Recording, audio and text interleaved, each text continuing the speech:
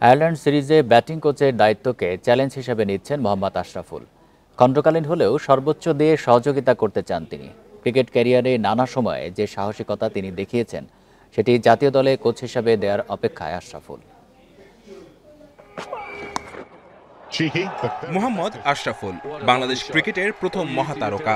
তিনি তার সময়ে যা করে দেখিয়েছেন তা পারেনি অন্য অনেকেই। টাইগার ক্রিকেটের অগ্রযাত্রায় আশরাফুলের অবদান স্মরণীয়। ছোট দলের বড় তারকা হয়ে অনেক ম্যাচ জিতিয়ে হয়েছেন প্রশংসিত। উত্থান পতন ছিল, তারপরও অবিচ্ছেদ্য অংশ ছিলেন আশার ফুল হয়ে। বিপিএলে ফিক্সিং কেলেঙ্কারিতে ফেঁসে নিষিদ্ধ হওয়ায় ছেদ পড়ে ক্রিকেট ক্যারিয়ারে, আর আন্তর্জাতিক ক্রিকেটে ফেরার স্বপ্ন পূরণ হয়নি। তবে জাতীয় দলে ফিরলেন ঠিকই, ভিন্ন ভূমিকায় ব্যাটিং কোচ হয়ে। টাফ তো জানি, তারপর আমি এই চ্যালেঞ্জ নেওয়ার জন্যই আসলে এসেছি। কাজ করার চেষ্টা করব, আলহামদুলিল্লাহ যদি ভালো হয় তো আলহামদুলিল্লাহ। এই দায়িত্ব খণ্ডকালীন, আপাতত আয়ারল্যান্ড সিরিজের জন্য। দলের ব্যাটিং সামর্থ্য যখন প্রশ্নের মুখে, তখন আশরাফুলের পক্ষে কেন বিসিবির বাজি? আশরাফুলের সেই সেঞ্চুরি কিন্তু আমি বলবো প্রথম আমাদের আইকনিক প্লেয়ার আশরাফুল, যে কিনা ওয়ার্ল্ড ক্রিকেটকে দেখাই দিয়েছে যে আমার মনে হয় যে একটা প্লেয়ার যে আসছে বাংলাদেশে নতুন।